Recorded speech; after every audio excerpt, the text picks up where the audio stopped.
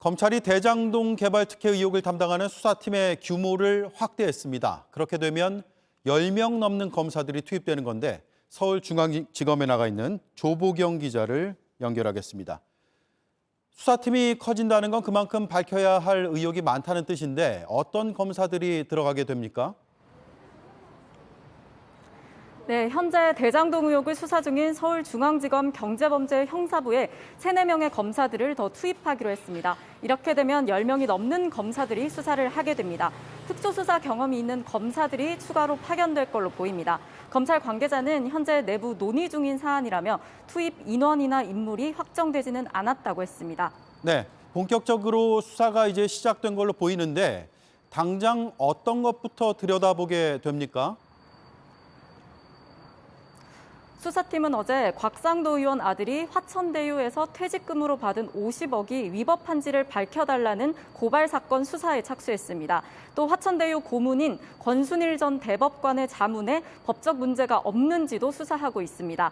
앞으로도 대장동 의혹 전반에 대한 수사를 전담해서 사업자 선정 과정 또 자금 흐름 등을 들여다볼 걸로 보입니다. 경찰이 수사 중인 대장동 관련 의혹은 검찰과는 다른 부분인가요?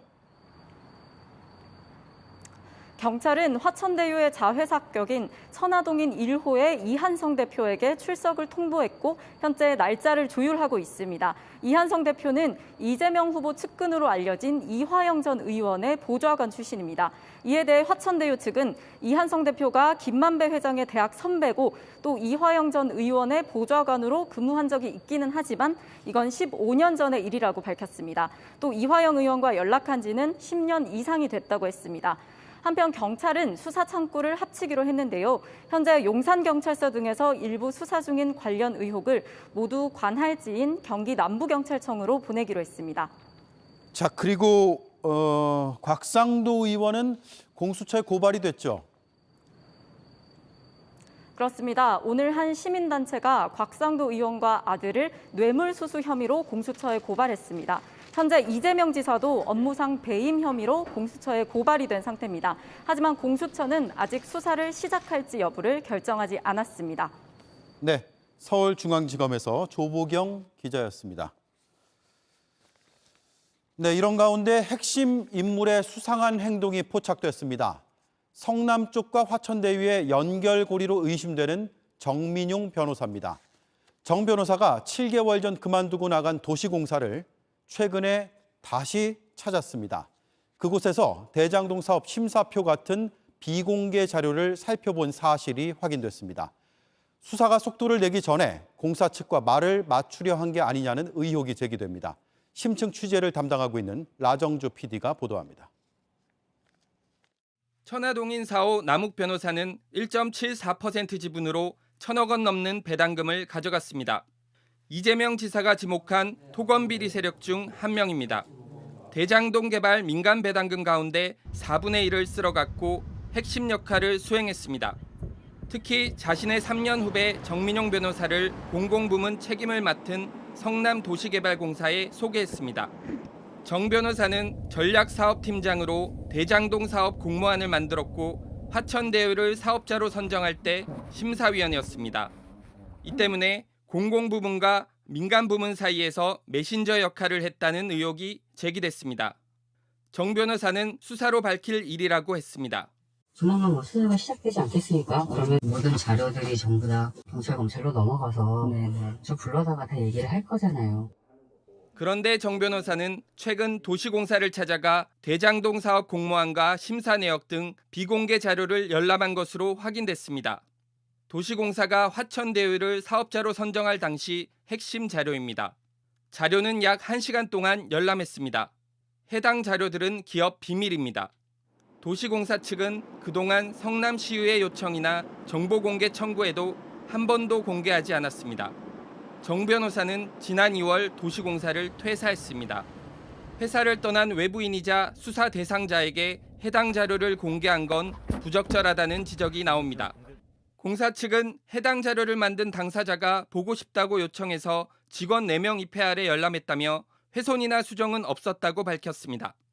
취재진은 정 변호사에게 어떤 경위로 비공개 자료를 열람했는지 묻기 위해 여러 차례 연락했지만 닿지 않았습니다. JTBC 라정주입니다. 박영수 전 특검의 딸이 분양받은 아파트의 현장도 취재했습니다. 석 달 전 7억 원의 분양을 받았는데 현재 시세가 2배 넘게 뛰었습니다. 당사자 측은 정상적인 분양이라고 주장하지만 현장에선 로또 같은 특혜라고 말합니다. 연지환 기자입니다. 박영수 전 특검의 딸이 분양받은 성남시 대장동의 아파트입니다. 석 달 전인 지난 6월 약 7억 원에 분양받았다고 합니다. 해당 아파트는 지난 2018년 분양을 시작했습니다. 미분양 등으로 물량이 나오자 2019년 다시 공고를 내고 추첨을 했습니다. 당시 인터넷 카페에서는 경쟁을 뚫고 당첨된 사람들에게 축하 댓글이 달리기도 했습니다. 그런데 추가 추첨 때 분양받은 계약자가 돈을 제대로 내지 못해 계약이 취소되면서 화천대유가 일부 아파트를 보유하게 됐습니다. 그중 한 채를 박 전 특검의 딸이 분양받은 겁니다. 현행 법규상 추가 입주자를 모집한 뒤에도 분양이 다 되지 않으면 시행사가 임의로 분양할 수 있습니다. 문제는 이 지역이 인기지구라는 점입니다. 민관 합동 분양을 한 곳인 만큼 다시 분양 공고를 내고 기회를 나눴어야 하는 것 아니냐는 목소리가 나옵니다. 한 부동산 전문 변호사는 추첨 탈락자나 분양 예비자들의 권리 침해로 볼 수 있다고 지적했습니다. 당시 개발 상황을 잘 아는 근처 부동산 관계자들도 문제가 있다고 말합니다. 그때까지 미분양분이 있기는 쉽지 않았을 텐데 이미 석 달 전에는 전세가가 그 금액을 넘어갔어 진짜. 공개 입찰로 가장 적합한 자에게 제대로 판매를 하는 것이 맞죠. 분당 구축이 14억, 12억 이렇게 실거래가가 찍히는 그런 상황인데 이 신축이 10억도 반로또예요. 반로또. 이에 대해 박 전 특검과 화천대유 측은 문제가 없다는 입장입니다. 화천대유 측은 직원인 박 씨에게 이미 분양한 것은 사실이고 다른 직원도 분양받은 사실이 있다고 밝혔습니다. JTBC 연지환입니다. 국민의힘은 대장동 의혹의 불씨가 당 내부로 번지자 뒤늦게서야 수습에 나섰습니다. 이준석 대표는 곽상도 의원의 제명까지 언급하면서 역풍 차단에 나섰습니다. 하지만 곽 의원은 탈당해버려 국민의힘이 직접 뭘 어떻게 강제할 수는 없는 상황입니다. 무소속이 된 곽 의원은 수사 결과에 따라 책임을 지겠다면서도 의원직에서 당장 물러날 생각은 없어 보입니다. 최승기 기자입니다. 국민의힘 이준석 대표가 곽상도 의원을 압박했습니다. 국회 제명 가능성까지 언급하면서입니다. 의원직을 사퇴하신다든지 이런 판단을 안 하신다 그러면은 국회 윤리위원회나 이런 절차 아니면 또 제명 이런 얘기가 있을 텐데.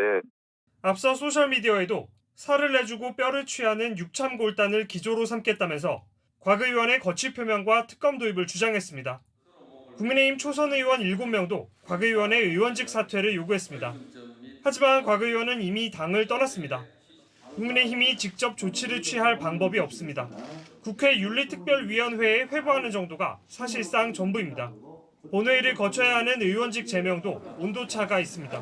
그 점에 대해서 또 충분한 의견을 수렴하지 못했기 때문에 의견을 잘 수렴해 보도록 하겠습니다. 실제로 의원직이 제명된 사례는 1979년 10월 김영삼 당시 신민당 총재가 유일합니다.